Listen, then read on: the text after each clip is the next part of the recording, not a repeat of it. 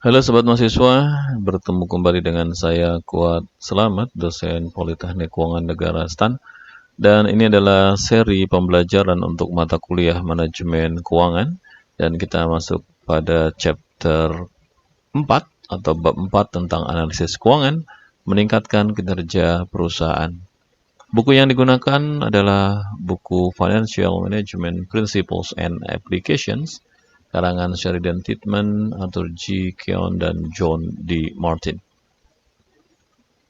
Ada 5 materi pembelajaran yang akan kita bahas pada bab ini. Yang pertama adalah mengapa kita perlu menganalisis laporan keuangan. Yang kedua tentang common size statements, standardizing financial informations. Yang ketiga tentang penggunaan rasio keuangan.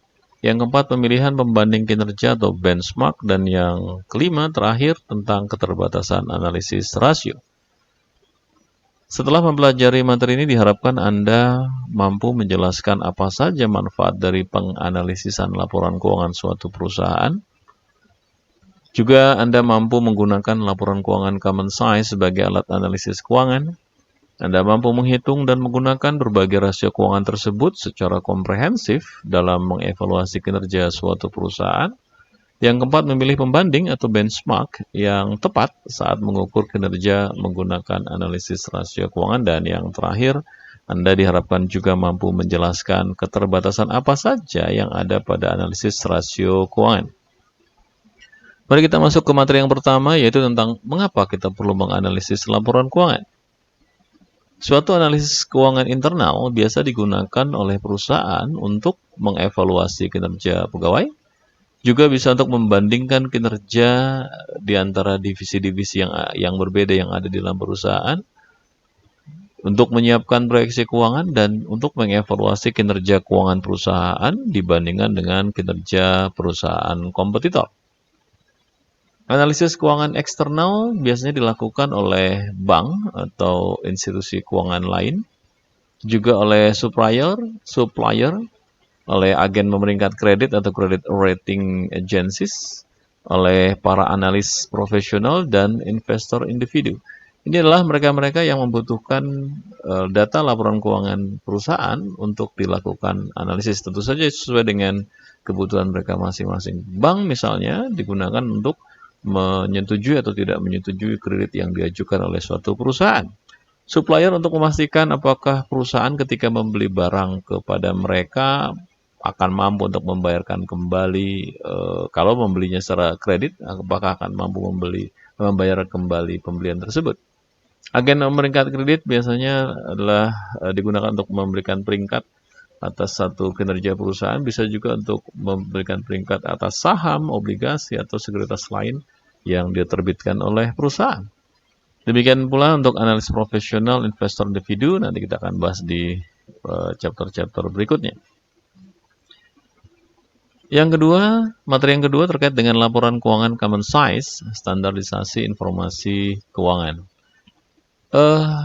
Kita langsung masuk bab 4, bab 3 tidak saya bahas, Anda bisa cek bab 3. Di bab 3 ada pembahasan tentang laporan keuangan, dan ini sudah dibahas di akuntansi keuangan tentu saja. Dan sebagai gambaran ini adalah ilustrasi laporan keuangan H.J. Boswell. Saya akan baca sebagai Boswell saja, di mana data perusahaan Boswell inilah yang akan kita pakai, kita pergunakan untuk pembahasan pada chapter ini. Ini adalah income statement Boswell yang berakhir pada tanggal 31 Desember 2013. Kalau Anda perhatikan, di sini ada sales sebesar 2.700, ada cost of goods sold 2.025, gross profit 675, dan seterusnya. Di sini ada operating expenses, kemudian ada EBIT, net operating income, interest expense, dan seterusnya, net income 204, dan seterusnya. Sampai dengan di bagian bawah diberikan data tentang earning per share, tentang dividend per share, dan sebagainya. Ini data yang ada di income statement, dan data ini yang akan kita pakai untuk membahas berikutnya. Anda bisa post data ini apabila Anda menginginkannya. Kemudian ini adalah balance sheet Boswell yang berakhir pada tanggal atau per 31 Desember 2012 dan 2013. Di sini ada assets dan di sisi kanan ada liabilities and owners equity. Aset terdiri dari cash, account receivables, inventory, other current asset. Ini adalah total current assetnya. Kemudian ada gross plant and equipment dikurangi dengan accumulated depreciations. Kemudian hasilnya adalah net plant and equipment. Di bagian bawah ada total assets untuk tahun 2012 dan juga untuk tahun 2013. Di sisi kanan ada accounts payable, accrued expenses, short-term notes, total current liabilities, ada long-term debt, total liabilities, ada common stocks holders equity, berupa common stock pada nilai par atau nilai nominal, ada paid in capital, ada return earnings, dan total common stock holders equity. Total liabilities dan stockholders equity totalnya sekian 1.764 dan 1.971 untuk 2012 dan 2013. Anda bisa lakukan pausing atau penghentian untuk melihat data-data ini, karena data ini akan kita pakai untuk pembahasan di slide-slide berikutnya. Kita masuk ke laporan keuangan common size. Apa yang dimaksud dengan laporan keuangan common size? Laporan keuangan berbentuk common size, saya tidak terjemahkan, jadi saya sebut saja dengan common size, adalah suatu versi laporan keuangan yang telah terstandardisasi di mana seluruh saldo akun disajikan dalam bentuk persentase. Sehingga dalam bahasa yang sederhana adalah Anda hanya perlu mengubah laporan keuangan income statement maupun balance sheets dari angka-angka menjadi angka-angka nominal, maksud saya menjadi angka-angka dalam bentuk persentase. Bentuk ini sangat membantu perusahaan pada saat akan membandingkan laporan keuangannya dengan laporan keuangan perusahaan lain, meskipun perusahaan lain tersebut tidak sama size-nya. Inilah yang menguntungkan dari pembentukan laporan keuangan common size dibandingkan dengan nilai nominal. Bagaimana cara menyiapkan laporan keuangan common size? Ini adalah kuncinya. Untuk laporan rugi laba yang berbentuk common size, nilai tiap akun yang ada dalam laporan laba rugi dibagi dengan nilai akun penjualan. Nanti kita lihat contohnya seperti apa. Sedangkan untuk neraca common size, nilai tiap akun dalam neraca dibagi dengan nilai total aset. Sehingga dapat disimpulkan bahwa kalau di laporan laba rugi, yang 100% adalah nilai penjualan. Sedangkan di neraca yang menjadi angka 100% adalah total aset dan tentu saja termasuk total liabilities plus owners equity. Mari kita lihat. Income statement common size dari Boswell. Jadi kalau tadi di slide sebelumnya Anda lihat ada angka-angka nominal, maka ketika dirubah menjadi sebuah persentase yang kita sebut dengan common size income statement, hasilnya seperti ini. Jadi sales yang kita jadikan acuan 100%, yang lainnya Anda konversi menjadi persentase yang mengacu kepada sales, kurang lebih seperti itu. Contoh di sini cost of goods sold menjadi 75% minus. Sales dikurangi dengan cost of goods sold, hasilnya gross profit.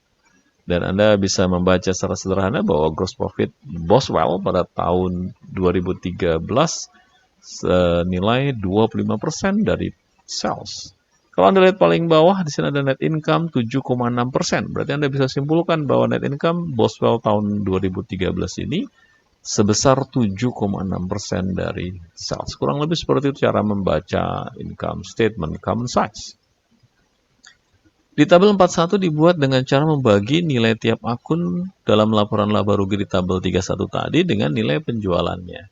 Hasilnya tadi cost of goods sold sebesar 75% dari penjualan perusahaan akan menghasilkan gross profit tentu saja sebesar 25%, yaitu 100 dikurangi 75%. Akun selling expenses kurang lebih sebesar 3% dari penjualan, akun income taxes sebesar 4,1 dari penjualan perusahaan, dan setelah seluruh expenses, perusahaan mendapatkan net income sebesar 7,6% dari penjualan. Tadi sudah saya ungkapkan. Sedangkan untuk balance sheet berbentuk common size, hasilnya akan seperti ini. Jadi kalau Anda perhatikan sebenarnya mudah saja. Anda perhatikan total aset di sini 100%. Tentu saja akan sama dengan total liabilities and equity 100%. maka acuan utamanya adalah total aset sebagai acuan 100% dan total liabilities and equity. Sehingga item-item atau akun-akun lainnya tinggal Anda sesuaikan. Kas nilainya berapa dibagi dengan total aset, hasilnya sekian. Di sini contoh misalkan untuk 2012 kas atau cash 5,4%. Di tahun 2013 4,6%. Khusus neraca biasanya memang disajikan dalam 2 tahun, minimal 2 tahun. Agar Anda bisa mengetahui perubahan dari 1 tahun ke tahun berikutnya seperti apa. Sehingga khusus misalkan cash di sini Anda bisa lihat di sini ada change, ada perubahan dari 2012 ke 2013 minus 0,8%. Anda tidak bisa menyimpulkan bahwa 0,8 minus ini berarti perusahaan jelek atau bagus, belum. Angka-angka di sini baik perubahan maupun persentase hanya menggambarkan persentase item dibandingkan dengan total asetnya. Sedangkan di sisi kanan kalau di neraca atau di sini sisi bawah untuk liabilities dengan owner's equity juga demikian. Jadi persentase ini menggambarkan sekian persen dibandingkan dengan total liabilities and owner's equity-nya. Perubahan menggambarkan penaikan ataupun penurunan yang terjadi untuk setiap akun, namun Anda tidak bisa simpulkan bahwa kalau minus perusahaan buruk, untuk liabilities kalau minus berarti baik, begitu misalkan, atau sebaliknya, Anda tidak bisa simpulkan seperti itu. Sesederhana itu pada common sense. Anda harus menggunakan analisis keuangan yang lain. Tabel 42 dibuat dengan cara membagi nilai tiap akun dalam neraca di tabel 32 dengan nilai total aset sebagai berikut. Hasilnya, total aset lancar meningkat sebesar 5,6% di tahun 2013, sementara total liabilitas lancar menurun sebesar 2%. Akun utang jangka panjang bernilai 39,2% dari aset perusahaan dan hal ini menunjukkan penurunan sebesar 1,7%. Laba ditahan meningkat sebesar 5,8%. Itu sedikit gambaran tentang common size. Dan kita masuk ke materi yang ketiga, yaitu menggunakan rasio keuangan. Ini materi yang paling banyak dari materi yang ada di chapter 4 ini. Rasio keuangan merupakan metode lain dalam standarisasi informasi keuangan atas laporan laba rugi dan neraca. Rasio tersebut apabila berdiri sendiri, maka tidak memiliki arti apa-apa. Oleh karena itu, rasio yang ada harus Anda bandingkan. Dibandingkan dengan apa? Anda bisa bandingkan dengan rasio tahun lalu, atau Anda bandingkan dengan rasio perusahaan lain pada industri yang sejenis. Jangan Anda bandingkan dengan industri yang tidak sejenis. Ada istilah atau pepatah mengatakan apple to apple. Jangan apple to orange, atau apple to mango, atau yang lainnya. Ketika Anda menggunakan rasio keuangan, ada 5 pertanyaan yang bisa kita jawab. Dan jawabannya nanti akan bisa diungkap melalui kelompok-kelompok rasio. 5 pertanyaan tersebut, yang pertama, seberapa liquidkah perusahaan? Apakah perusahaan mampu membayar utang-utang yang akan jatuh tempo? Yang kedua, bagaimana cara perusahaan mendanai pembelian aset-asetnya? Yang ketiga, seberapa efisien manajemen perusahaan memanfaatkan aset untuk menghasilkan pendapatan? Yang keempat, apakah perusahaan mendapatkan imbalan yang layak atas investasi yang mereka lakukan? Dan yang kelima, apakah manajemen perusahaan menciptakan nilai atau value bagi para pemegang saham? Pertanyaan pertama dapat dijawab melalui rasio likuiditas atau liquidity ratio. Pertanyaan kedua, kita bisa jawab melalui rasio struktur modal atau capital structure ratios. Pertanyaan ketiga bisa dijawab melalui rasio efisiensi manajemen aset atau asset management efficiency ratio. Pertanyaan keempat bisa dijawab melalui rasio profitabilitas atau profitability ratio. Dan pertanyaan kelima bisa kita jawab melalui rasio nilai pasar atau market value ratio. Dan kita akan kupas satu persatu dari 5 kelompok rasio ini. Kita mulai dari rasio likuiditas atau liquidity ratio. Rasio likuiditas mengacu pada suatu pertanyaan dasar, yaitu seberapa liquidkah perusahaan? Apa yang maksud dengan liquid? Liquid di sini mengacu kepada kas. sesuatu yang bisa digunakan sesegera mungkin. Umumnya adalah bentuknya kas. Saya tidak terjemahkan dengan arti lain, saya gunakan saja kata liquid. Suatu perusahaan dikatakan liquid jika ia mampu membayar seluruh utang-utangnya tepat waktu. Dan ini penting. Apabila Anda tidak bisa membayar tepat waktu, tentu saja nama baik Anda, reputasi Anda, citra perusahaan Anda akan menurun atau bermasalah di mata pihak lain atau pihak ketiga. Kita dapat menganalisis likuiditas perusahaan dari dua perspektif, yaitu likuiditas secara menyeluruh atau keseluruhan dan likuiditas atas aset tertentu. Untuk likuiditas keseluruhan, analisis yang bisa Anda pakai adalah membandingkan aset lancar dengan liabilitas lancar. Jadi ini yang paling sederhana. Sedangkan likuiditas atas aset tertentu, ya Anda bandingkan satu persatu items yang dibutuhkan. Di sini analisis dengan menilai mana saja aset liquid perusahaan, misalnya account receivables dan inventory, yang dapat diubah segera menjadi kas. Bentuk dari rasio likuiditas yang pertama adalah current ratio. Likuiditas keseluruhan suatu perusahaan dapat dianalisis dengan menghitung current ratio dan acid test ratio. Rumus current ratio seperti ini, current asset dibagi dengan current liabilities. Ini rasio yang paling standar, dan ketika Anda belajar akuntansi keuangan menengah apalagi, maka rasio-rasio ini biasanya sudah Anda sudah diperkenalkan. Contoh, berapakah current ratio perusahaan Boswell untuk tahun 2012? Untuk menjawab pertanyaan-pertanyaan ini, mohon Anda cek kembali slide sebelumnya. Anda bisa screen capture, misalkan seperti itu. Anda bisa lihat buku PDF-nya atau e-book-nya, dan kemudian Anda cek berapa angkanya. Current ratio tadi adalah current asset dibagi current liabilities. Current assetnya senilai 477, current liabilities-nya 292,5. Sehingga didapat angka current ratio 1,63 kali. Apa maksudnya?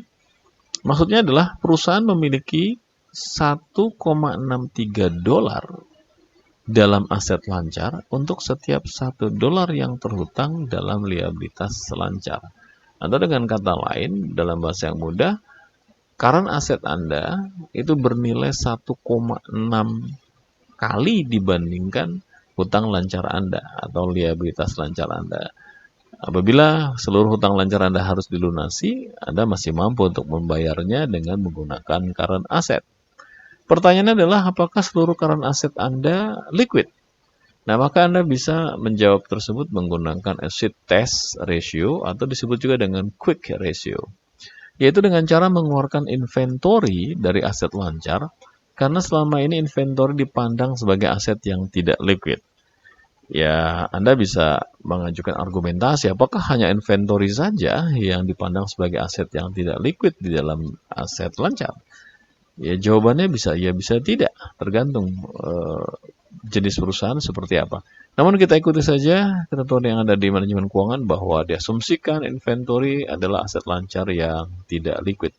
Oleh karenanya Anda keluarkan inventory dari current asset. Dari sini rumusnya current asset dikurang inventory, dan Anda tinggal bagi dengan current liabilities. Hasilnya disebut dengan acid test ratio atau disebut juga dengan quick ratio. Berapakah quick ratio dari perusahaan Boswell untuk tahun 2012? Maka jawabannya adalah 0,84 kali. Jadi Anda bisa lihat setelah dikurangi inventory, angkanya kurang dari 1. Dengan kata lain, kalau seluruh liabilitas lancar harus dilunasi pada tahun ini atau tahun berikutnya, maka perusahaan tidak mampu untuk membayarkannya karena quick ratio-nya hanya 0,8 atau di bawah 1. Cara membacanya adalah perusahaan hanya memiliki 0,84 dolar di dalam aset lancarnya selain inventory untuk menutupi setiap 1 dolar liabilitas lancar. Ada rasio likuiditas yang lain yang sifatnya individual asset categories.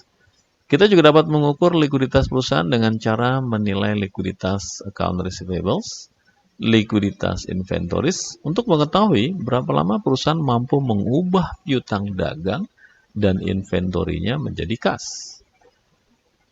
Rasio yang pertama disebut dengan average collection period. Biasa disingkat dengan ACP atau ACP. Average collection period mengukur jumlah hari yang dibutuhkan perusahaan dalam menagih piutang-piutangnya. Anda bisa mendefinisikannya atau memahaminya melalui pengertian harfiahnya, average collection period, periode penagihan rata-rata. Rumus average collection period adalah account receivables dibagi dengan annual credit sales dibagi 365 hari. Asumsi setahun 365, Anda boleh gunakan 360, silakan saja. Annual credit sales dibagi 365 atau 360 biasa disebut dengan daily credit sales atau penjualan kredit harian. Sehingga average collection period sebenarnya adalah account receivable dibagi dengan daily credit sales.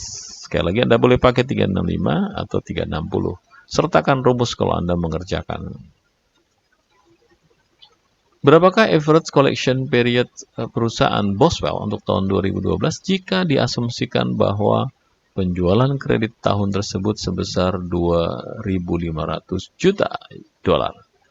Kita hitung dulu berapa daily credit sales-nya. Anda cek berapa sales tahun 2012 dibagi dengan 365 atau 360, hasilnya adalah 6,85 juta. Sehingga average collection period-nya menjadi 139,5, ini adalah account receivables, dibagi dengan 6,85 atau daily credit sales, hasilnya adalah 20,37 hari. Artinya perusahaan mampu melakukan penagihan piutang secara rata-rata dalam waktu 20,37 hari. Rasio yang lain selain average collection period adalah account receivable turnover ratio, atau biasa disebut dengan account receivable turnover saja, yaitu mengukur berapa kali piutang berputar dalam satu tahun. Rumusnya adalah annual credit sales dibagi dengan account receivables. Jadi bukan daily ya, di sini annual credit sales dibagi dengan account receivables. Berapakah account receivable turnover ratio Boswell untuk tahun 2012 jika kita mengasumsikan bahwa penjualan kredit tahun tersebut sebesar 2.500 juta dolar? Maka hasilnya adalah 17,92, yaitu sales, annual credit sales dibagi dengan account receivables, 17,92. Artinya account receivables itu berputar dalam setahun 17,92 kali. Sedemikian rupa untuk menghasilkan cash. Piutang dagang perusahaan berputar sebanyak 17,92 kali dalam setahun. Rasio yang lain adalah inventory turnover ratio. Inventory turnover ratio mengukur berapa kali perusahaan memutar inventory-nya. Jadi kalau tadi account receivable turnover adalah memutar account receivables, maka kali ini kalau inventory turnover yang diputar adalah inventory yang berapa kali inventory berputar. Berputar seperti apa? Ingat, inventory itu berasal dari uang tunai yang kemudian Anda gunakan untuk membeli bahan.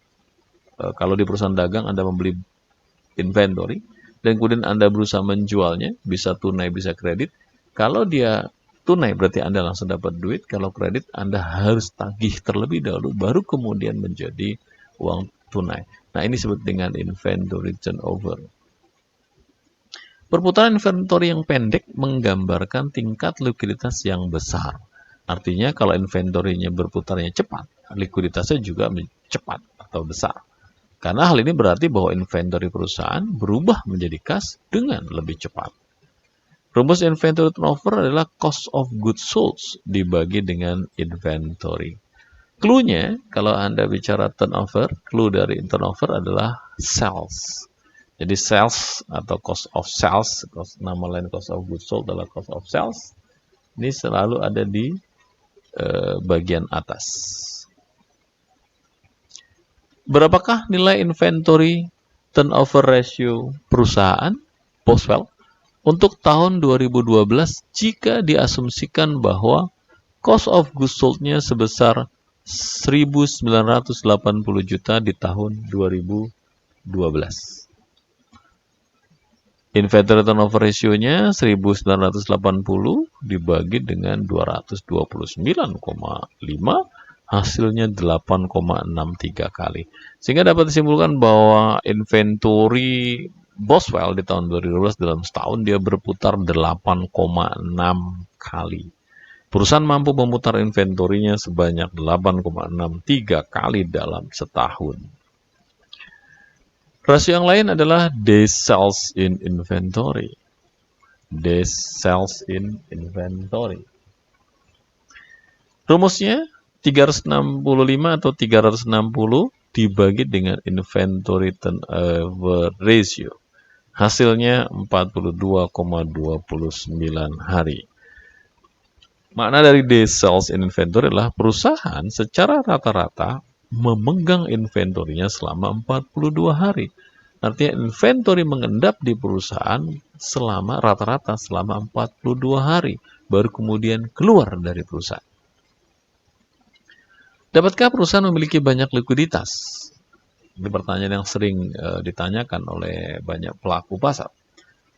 Investasi yang tinggi dalam bentuk aset liquid akan memampukan perusahaan untuk membayar utang-utang jangka pendeknya pada waktu yang tepat.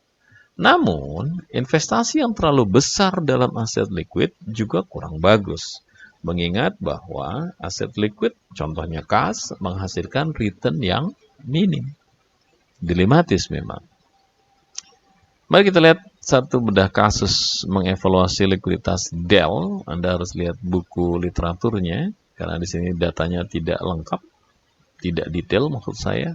Menurut Anda, mengapa inventory turnover ratio HP, Hewlett Packard, terlalu rendah dibandingkan dengan inventory turnover-nya Dell?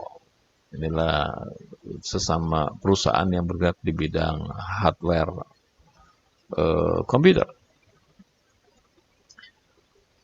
Langkah pertama, Anda buat terlebih dahulu gambaran permasalahannya.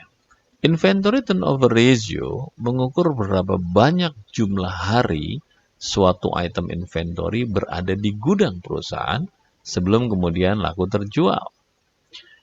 Inventory turnover ratio merupakan hal yang penting karena ia berimplikasi pada arus kas dan tingkat profitabilitas perusahaan.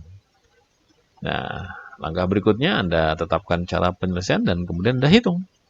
Kita akan menggunakan persamaan berikut ini untuk menghitung inventory turnover ratio.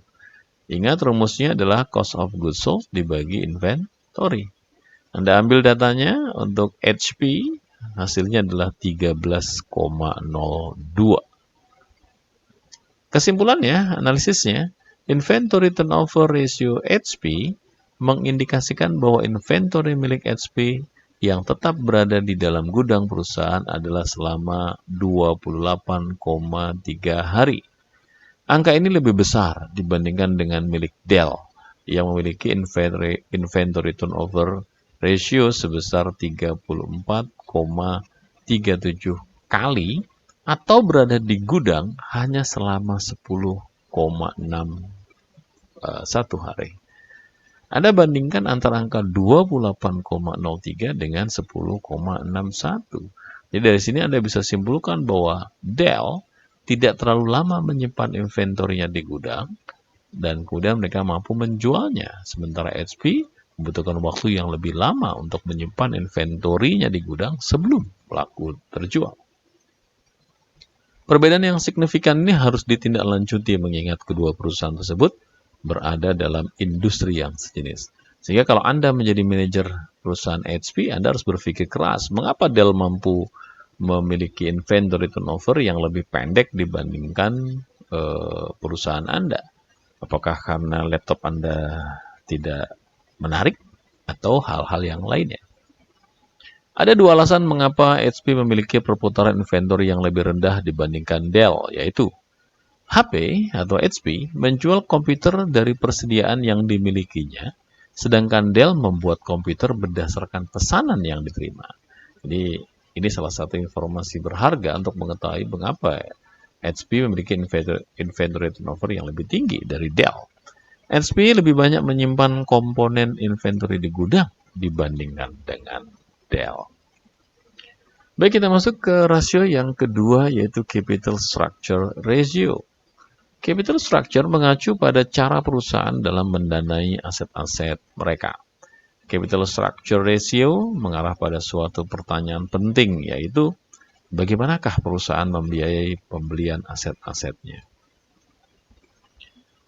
Rasio yang pertama dari capital structure ratio adalah debt ratio atau rasio utang. Mengukur porsi aset perusahaan yang dibiayai melalui pinjaman atau utang. Rumusnya total liabilities dibagi dengan total assets. Ya, jadi mudah Anda ingatnya, total liabilities dibagi dengan total asset adalah debt ratio.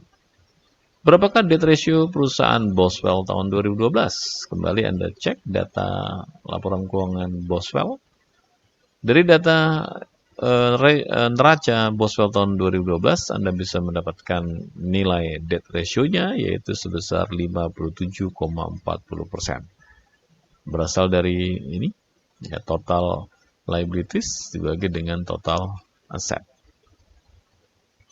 Perusahaan membiayai 57,39% aset yang dimilikinya melalui hutang. Itu kesimpulan yang bisa kita dapatkan ketika Anda mendapatkan angka debt ratio. Rasio yang kedua adalah time interest earned, TA. Saya biasa menyebutnya begitu, TIA, TIE atau TA ratio. Mengukur kemampuan perusahaan dalam memenuhi kewajiban membayar utang dan membayar bunga atas utang tersebut. Rumusnya, time interest earned adalah net operating income atau EBIT. EBIT itu earning before interest and taxes dibagi dengan interest expense. Ya, dengan terpaksa Anda harus hafalkan masing-masing rasio ini satu persatu. Berapakah time interest earned ratio dari Boswell tahun 2012 jika kita mengasumsikan bahwa interest expense-nya sebesar 65 juta dan EBIT-nya sebesar 350 juta? Hasilnya adalah 5,38 kali. Apa artinya? Artinya perusahaan mampu untuk membayar interest expense sebesar 5,38 kali atau penggunaan bunga sebesar 1/5,38 atau 18,58% dari besaran EBIT. Mari kita lihat bedah kasus juga. Nah, membandingkan keputusan finansial dari HD Home Depot dengan Lowe's. Berapakah time interest earned ratio dari Home Depot jika pembayaran bunganya tetap sama sedangkan net operating income turun sebesar 80% menjadi hanya 1.332 miliar dolar. Hal yang sama bila net operating income Lowe's turun sebesar 80%. Berapakah time interest earned ratio-nya? Ya, ini permodelan dan Anda bisa cek di literaturnya. Anda buat dulu gambaran permasalahannya. Time interest earned ratio merupakan rasio keuangan yang penting bagi perusahaan untuk menggunakan debt financing. Rasio ini mengukur kemampuan perusahaan dalam memenuhi kewajiban. Rasio ini membandingkan net operating income atau EBIT dengan interest expense. Kedua variabel ini didapat dari laporan laba rugi perusahaan atau income statement. Kalau Anda lihat di income statement, kurang lebih seperti ini strukturnya. Ada sales, ada cost of goods sold, gross profit, operating expense, earning before interest and taxes atau net operating income. Dikurangi dengan interest expense, kemudian ada earning before taxes, ada taxes, dan hasil akhir adalah net income. Jadi net operating income di sini adalah EBIT, dan kemudian Anda dapatkan interest expense-nya. Bagaimana kalau di laporan keuangan yang Anda lihat interest expense-nya menjadi bagian dari operating expense? Ya, Anda keluarkan terlebih dahulu agar Anda bisa mendapatkan angka EBIT. Tentukan cara penyelesaiannya. Di sini kita mempertimbangkan dampak penurunan EBIT terhadap times interest earned ratio dari perusahaan Home Depot dan Lowe's. Kita akan menggunakan rasio berikut ini untuk mengukur time interest earned ratio. Ini rumusnya tadi, EBIT dibagi interest expense. Home Depot, time interest earned-nya 2,2 kali dan Lowe's 1,77 kali. Jadi time interest earned di Home Depot lebih tinggi dibandingkan dengan Lowe's. Analisisnya adalah kita perhatikan bahwa penurunan dalam net operating income memberikan dampak terhadap penurunan yang signifikan pada time interest earned ratio kedua perusahaan tersebut. Nah, pertanyaannya, haruskah kreditor khawatir dengan penurunan ini? Rasio tersebut sebenarnya masih aman. Sebagai contoh, untuk Home Depot, meskipun bila EBIT menyusut sebesar 55,55% atau 1 dikurangi 1 per 2,2, namun perusahaan masih tetap mampu membayar interest expense. Jadi time interest earned ini untuk mengukur kemampuan perusahaan dalam membayar bunga. Rasio yang berikutnya adalah Asset Management Efficiency Ratio. Ini adalah kelompok rasio. Asset Management Efficiency Ratio mengukur efektivitas perusahaan dalam pemanfaatan aset-aset yang dimilikinya untuk memperoleh pendapatan. Dalam bahasa sederhana, seberapa efisiensikah perusahaan mengelola aset-aset yang dimilikinya. Rasio ini juga biasa disebut dengan turnover ratio karena merefleksikan berapa kali suatu aset berputar dalam 1 tahun. Rasio yang pertama di dalam Asset Management Efficiency Ratio adalah Total Asset Turnover Ratio atau biasa disingkat dengan TATU. Seperti judul lagu, TATU. Wah, salah. Ya betul, ya. TATU. Total Asset Turnover Ratio. Menggambarkan jumlah penjualan yang dihasilkan dari tiap dolar atau rupiah aset yang diinvestasikan oleh perusahaan. Rumusnya sesuai dengan namanya total asset turnover. Tadi sempat saya katakan bahwa kalau bicara turnover, clue-nya adalah sales di bagian atas. Jadi total asset turnover adalah sales dibagi dengan total aset. Hasilnya adalah 1,37 kali. Di sini diberikan data pembanding peer group kelompok yang sama. Total asset turnover-nya adalah 1,15. Nah, kalau ada pembanding seperti ini, maka Anda bisa simpulkan apakah kinerja perusahaan berada di atas atau di bawah rata-rata industri yang sama. Untuk kasus ini, berarti Boswell memiliki TATU, total asset turnover, lebih tinggi dibandingkan rata-rata industri yang terkait. Berapakah nilai total asset turnover ratio Boswell pada tahun 2012? Jika diasumsikan bahwa nilai total sales-nya sebesar 2.500 juta, hasilnya adalah 1,42 kali. Artinya perusahaan menghasilkan 1,42 penjualan per dolar aset di tahun 2012.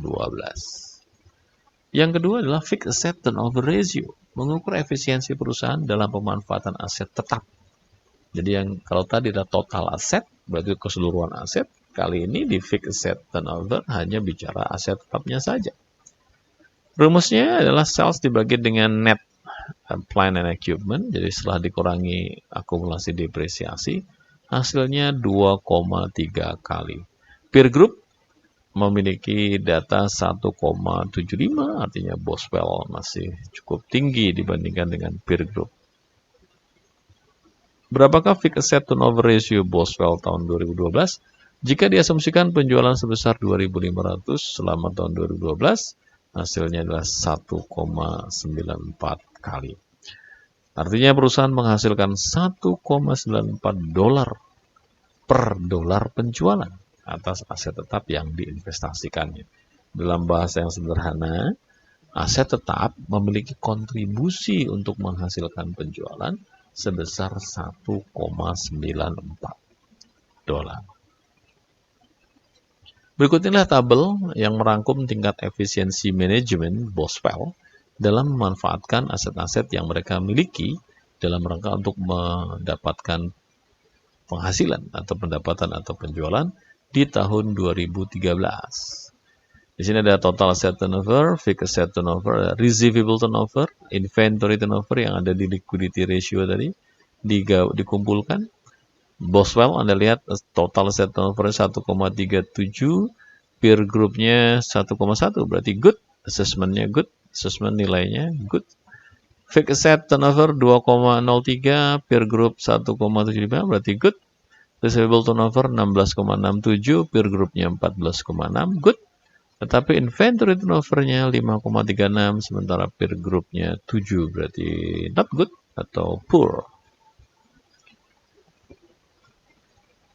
Rasio berikutnya adalah profitability ratio, ini yang keempat, ya, kelompok rasio yang keempat. Profitability ratio mengarah pada suatu pertanyaan yang sangat fundamental, yaitu apakah perusahaan telah menghasilkan imbalan atas investasi atau biasa dikenal dengan return on investment, ROI, return on investment yang memadai. Ada dua faktor dasar yang menentukan profitabilitas dan ROI perusahaan, yaitu yang pertama pengendalian biaya atau cost control, yang kedua adalah efisiensi dalam pemanfaatan aset, efficiency of asset utilization. Pengendalian biaya adalah seberapa baikkah perusahaan mengendalikan semua biaya untuk setiap dolar yang dihasilkan dari penjualan. Sedangkan efisiensi dalam pemanfaatan aset, seberapa efektifkah perusahaan menggunakan aset-aset yang dimilikinya untuk menghasilkan penjualan. Cost control, apakah perusahaan mendapatkan profit margin yang pantas? Itu pertanyaannya sebenarnya. Rasio yang pertama adalah gross profit margin, disebut dengan gross profit margin. Menunjukkan seberapa baik manajemen perusahaan mengendalikan biaya-biaya untuk memperoleh profit. Karena ada margin, ya Anda gunakan sales, tetapi di bagian bawah, di atasnya adalah profit. Gross profit dibagi dengan sales. Berapakah gross profit margin ratio perusahaan Boswell tahun 2012 jika diasumsikan nilai penjualan sebesar 2.500 juta dan gross profitnya sebesar 650? Anda langsung bagi saja. Sehingga gross profit marginnya adalah 26%. Sebenarnya kalau Anda ingat tadi ada common size, angka ini ada di dalam common size laporan keuangan.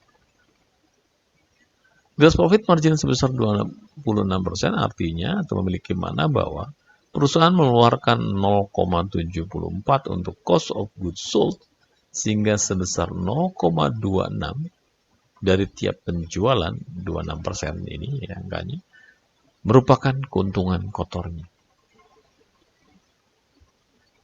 Yang kedua adalah operating profit margin, mengukur berapa banyak profit yang dihasilkan dari tiap dolar atau rupiah penjualan setelah dikurangi dengan cost of goods sold dan operating expenses. Rasio ini juga mengindikasikan seberapa baikkah perusahaan dalam mengelola laba ruginya. Rumusnya, ini operating profit margin atau OPM, net operating income atau EBIT, earning before interest and taxes, dibagi dengan sales. Hasilnya 14,2%. Namun sayang peer group menghasilkan 15,5%. Kita ada di bawah peer group. Berapakah operating profit margin ratio perusahaan Boswell di tahun 2012? Jika diasumsikan penjualan sebesar 2.500 juta dan net operating income-nya 350. Hasilnya adalah 14%. Maknanya, perusahaan menghasilkan 0,4 dolar dalam operating profit untuk tiap 1 dolar penjualan. Yang ketiga, net profit margin, mengukur berapa banyak income yang diperoleh dari tiap dolar atau rupiah penjualan setelah dilakukan penyesuaian terhadap seluruh biaya termasuk income taxes. Rumusnya net income dibagi sales. Berapakah net profit margin ratio untuk tahun 2012 jika diasumsikan bahwa penjualan sebesar 2.500 juta dolar dan net income sebesar 217,75 juta dolar.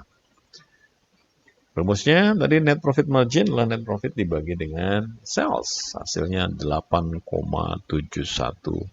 dolar. Perusahaan hanya menghasilkan 0,0871 untuk tiap dolar penjualan setelah seluruh biaya diperhitungkan.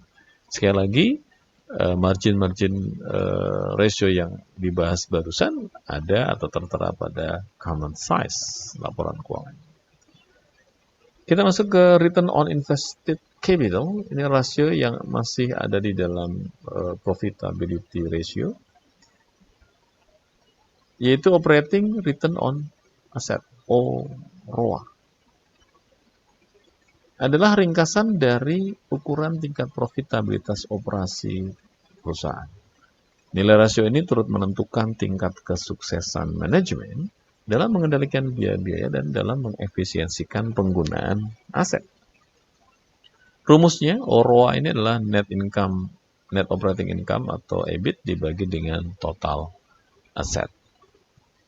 Berapakah ROA, operating return on asset ratio, Boswell tahun 2012, jika diasumsikan bahwa EBIT atau net operating income-nya 350 juta US dollar di tahun 2012. Hasilnya adalah 19,84%. Berarti ada return on asset operating sebesar 19,84%. Perusahaan menghasilkan 0,1984 operating profit atas setiap $1 aset yang diinvestasikannya. Itu maknanya. Anda bisa membuat satu skema tentang operating return on asset atau ROA ini, kita urai.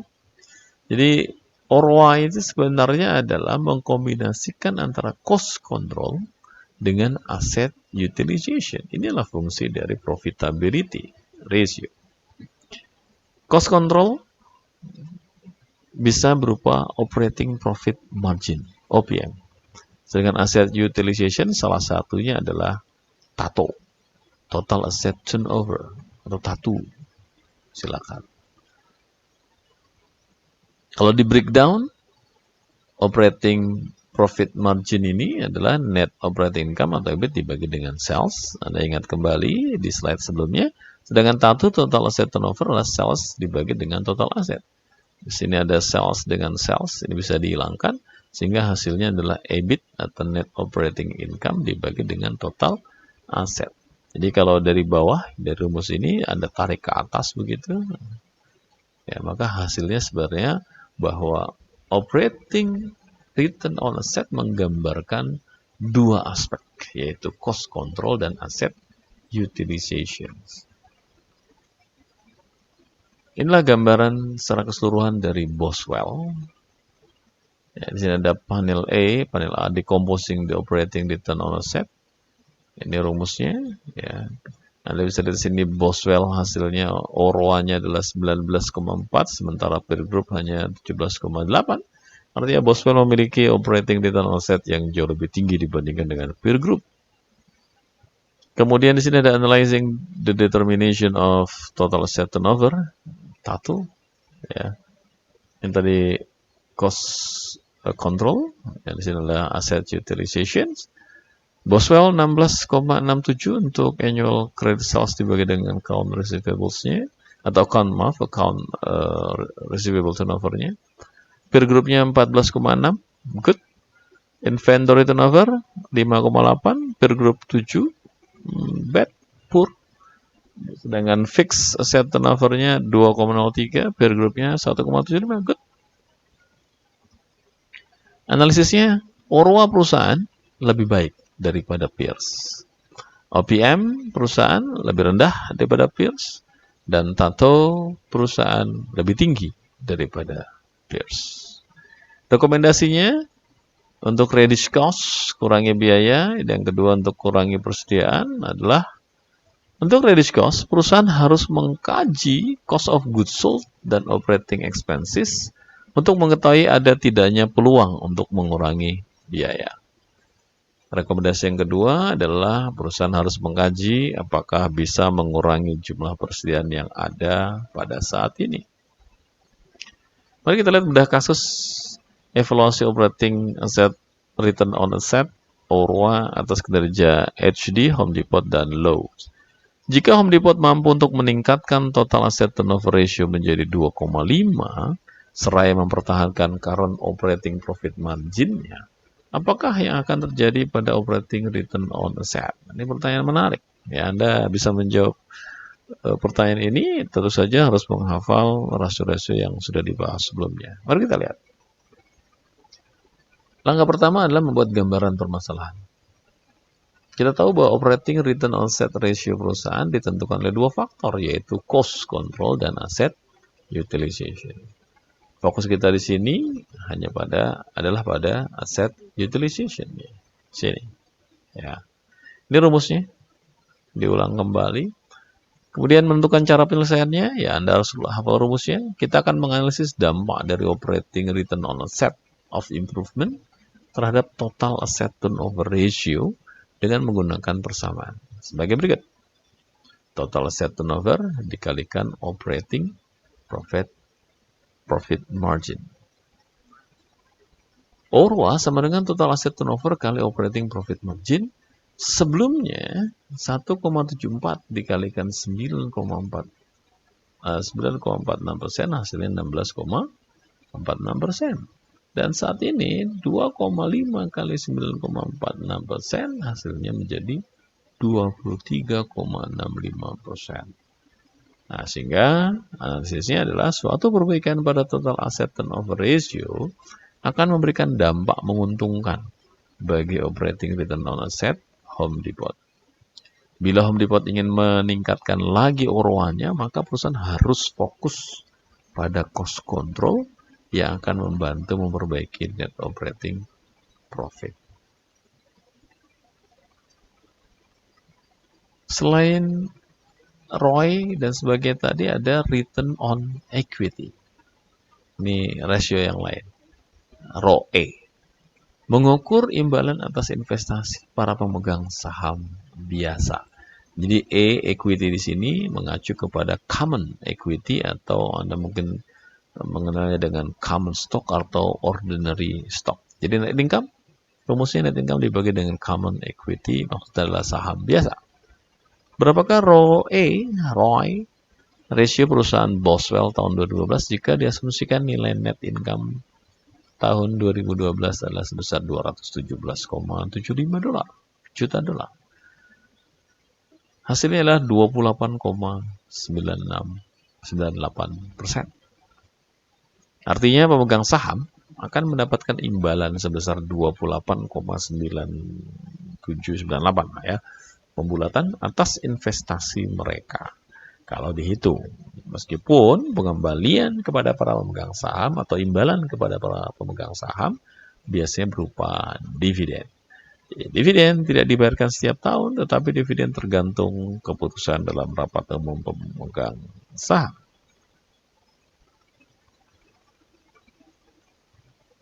Selain ROI, ROA, dan sebagainya itu, ada juga namanya dikenal dengan DuPont method atau ada nyebutnya dengan DuPont system. Ini adalah satu metode yang dibangun oleh DuPont dan dia membagi 3 bagian dari rasio yang sudah kita bahas. Metode DuPont menganalisis ROE perusahaan dengan menguraikan ke dalam 3 bagian, yaitu profitability, efisiensi ditambah dengan equity multipliers. Jadi DuPont menambahkan satu komponen dalam ROI ini. Jadi kalau sebelumnya Anda kenal hanya profitability dengan efisiensi asset management, maka DuPont menambahkannya dengan satu variabel lagi yaitu equity multiplier. Equity multiplier menggambarkan dampak penggunaan debt financing atau pembiayaan dalam bentuk utang perusahaan, pengaruhnya terhadap return on equity-nya. Equity multiplier ini akan meningkat seiring dengan penambahan utang perusahaan. Ini yang rumus yang ditetapkan oleh DuPont. Rumusnya kurang lebih seperti ini. Return on equity-nya adalah profitability dikalikan efisiensi dikalikan equity multiplier. Profitability yang dipakai adalah net profit margin. Efisiensi yang dipakai adalah TATO, dan equity multiplier, ya ini yang baru dari DuPont.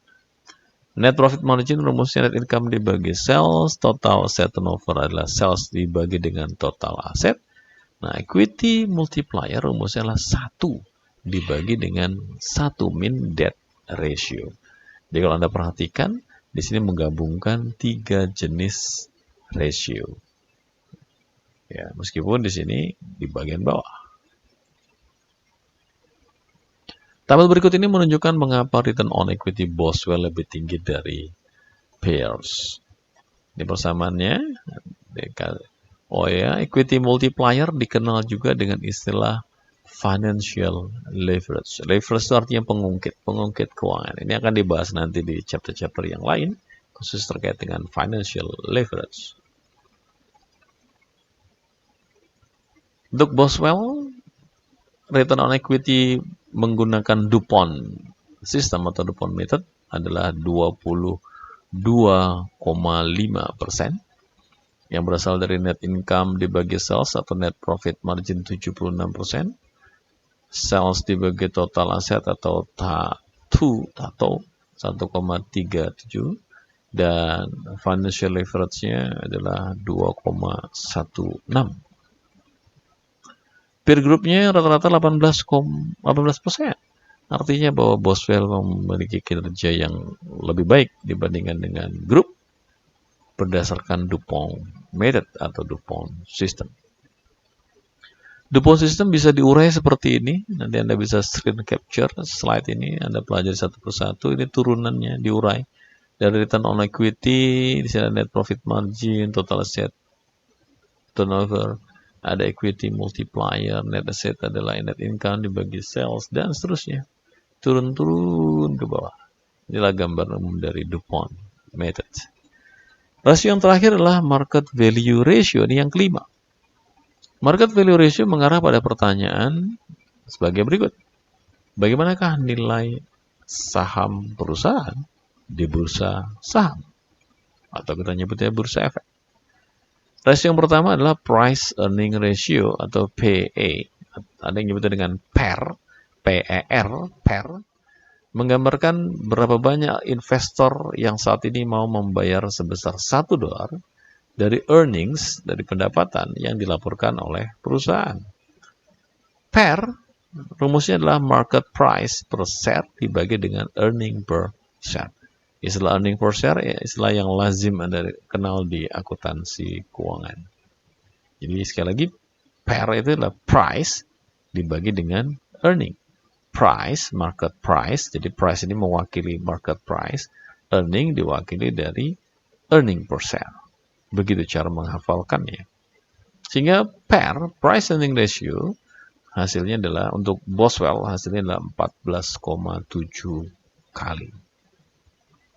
Berapakah PER perusahaan Boswell tahun 2012 jika diasumsikan bahwa saham perusahaan dijual sebesar $22 per lembar, di saat perusahaan mengumumkan net income sebesar 217,75 juta US dollar dan jumlah saham biasa yang beredar sebanyak 90 juta lembar. Earning per share-nya adalah 2,42 per lembar, ini rumusnya. Sedangkan PER-nya menjadi 22 dibagi 2,42, hasilnya adalah 9,09. Maknanya adalah para investor itu mau membayar sebesar $9,9 atas setiap dolar dari earnings per share yang dihasilkan oleh perusahaan. Itu maknanya.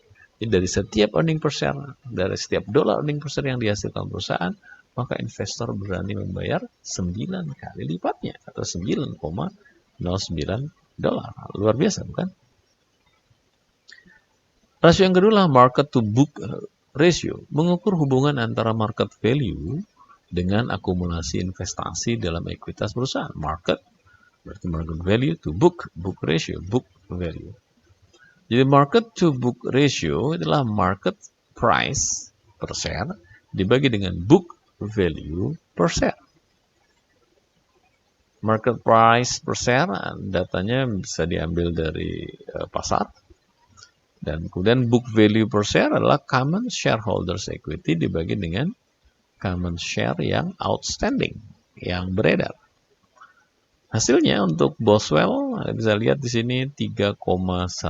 Perhitungannya Anda perhatikan kembali di rumus-rumus yang ada.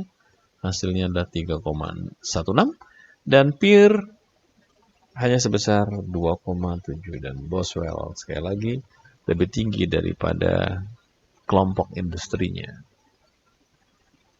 Berapakah market to book ratio perusahaan Boswell di tahun 2012? Jika harga pasar saham sebesar $22 dan perusahaan memiliki 90 lembar saham yang beredar. Hasilnya bisa lihat book value per share-nya adalah 8,35. Market to book ratio-nya menjadi 2,63 kali. Kita masuk kembali ke bedah kasus, membandingkan nilai Dell terhadap APPL. APPL adalah kode saham Apple dengan menggunakan market value ratio. Berapakah harga per lembar saham Dell untuk bisa meningkatkan price to earning ratio-nya ke level saham Apple? Price earning ratio atau PER bergantung pada earnings per share dan price per share. Sebagaimana digambarkan di bawah ini. Ini price per share itu tergantung dari earning per shares dengan earning per share dan price. Ya. Sehingga PER-nya adalah price per share dibagi dengan earning per share. Kita perlu menentukan price per share yang akan membuat PE ratio Dell nilainya 4,83 sama dengan PE ratio-nya Apple yang sangat tinggi sekali 13,22. Maka Anda bisa menggunakan rumus ini. PER sama dengan price per share dibagi dengan earning per share. Anda bisa gunakan PE ratio-nya Apple 13,22 dan Anda bisa gunakan earning per share-nya Dell. Sehingga kita tahu berapakah price per share yang harus dimiliki oleh Dell kalau dia ingin setara dengan Apple. Maka di sini price per share-nya adalah $26,57.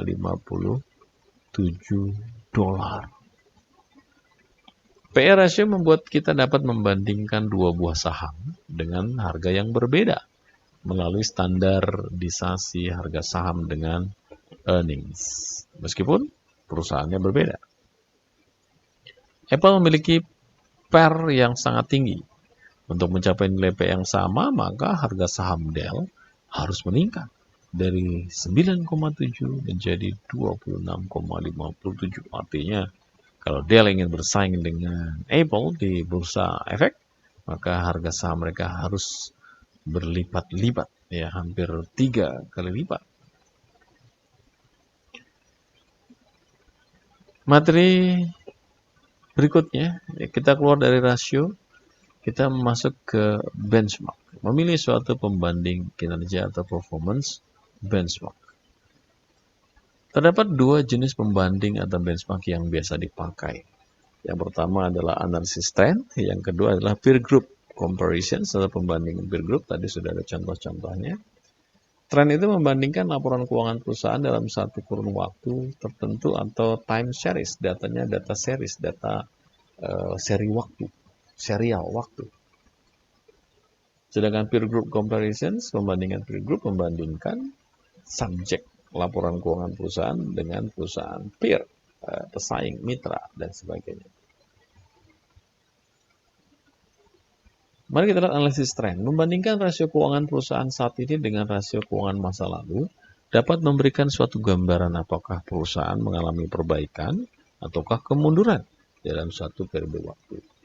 Jenis analisis keuangan yang biasa dipakai disebut dengan trend analysis.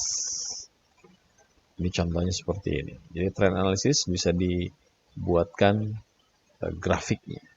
Dell, jadi kalau Anda yang tipikal visual, senang melihat visual, gambar, maka mungkin Anda akan lebih mudah melihat atau menyimpulkan manakah yang lebih baik di antara dua perusahaan ini dari sisi time series atau trennya.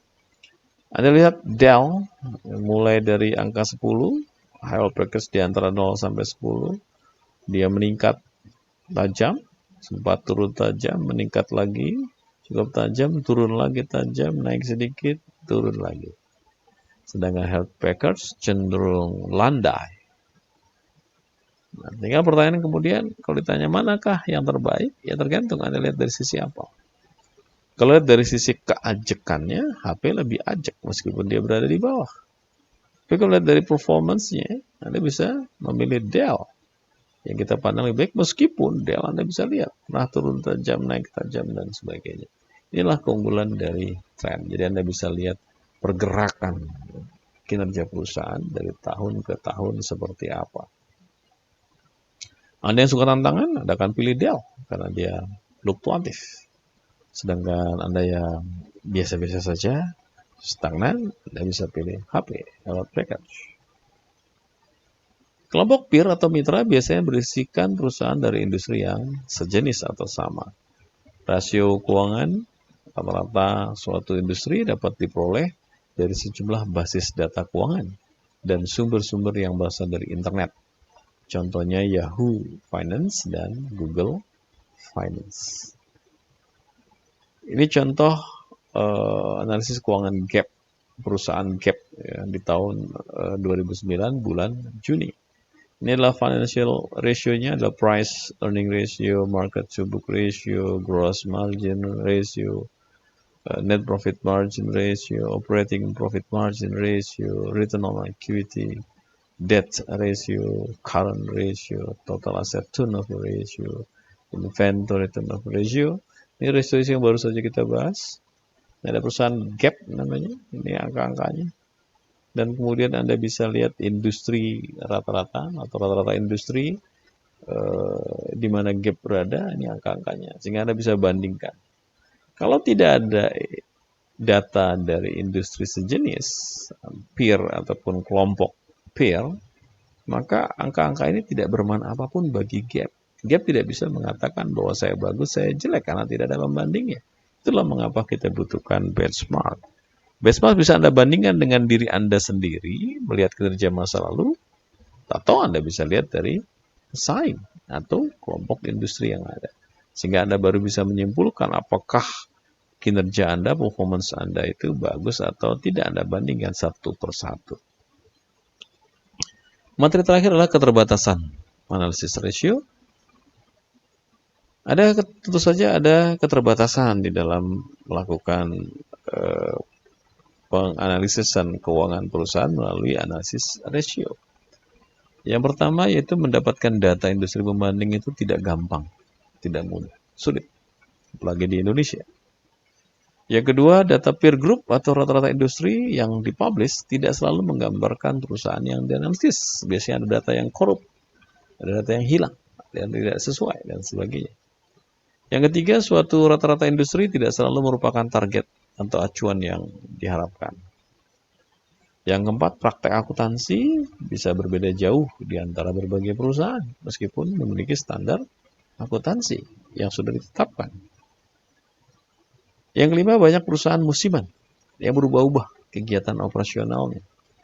Dia beroperasi tergantung musimnya. Yang keenam, rasio keuangan hanya menawarkan petunjuk saja, sebuah clue saja sebenarnya. Dan yang ketujuh, hasil dari analisis keuangan tidak lebih baik dari kualitas laporan keuangan itu sendiri. Artinya bahwa Anda tetap harus menggunakan cara-cara yang lain selain Anda menggunakan analisis rasio. Dan sebenarnya banyak sekali analisis-analisis yang bisa digunakan untuk mengetahui kinerja keuangan perusahaan. Namun di dalam chapter ini kita hanya bahas itu saja, common size dengan analisis rasio. Dan mudah-mudahan kalau Anda mendapatkan mata kuliah analisis laporan keuangan akan lebih detail untuk membedah sebenarnya seperti apakah kinerja perusahaan hanya dengan melihat laporan keuangan yang sudah disajikan oleh perusahaan. Saya kira itu materi yang bisa saya berikan untuk chapter kali ini, chapter 4 tentang analisis keuangan. Dan jangan lupa Anda kerjakan tugas-tugas yang diberikan oleh dosen Anda. Dan kita akan bertemu kembali di chapter yang berikutnya. Terima kasih.